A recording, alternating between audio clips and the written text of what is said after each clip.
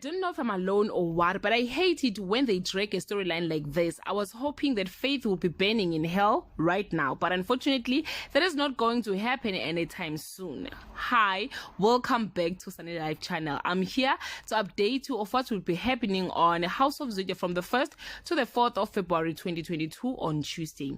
Isaac prepares for the haste while a different set of uninvited guests beat him up or beat him to the house. Let's use the Zwide holiday as a chance to unwind. Ona's parents grapple with this new part to parenting on Wednesday.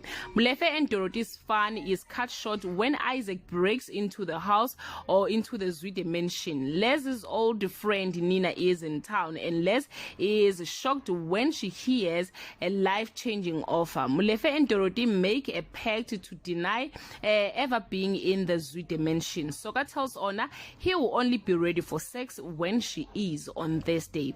Dorothy becomes the main suspect in the Zwide robbery. Isaac pays off a canning Jonas. Lazarus gets a tempting offer to leave the house of Zwide on Friday.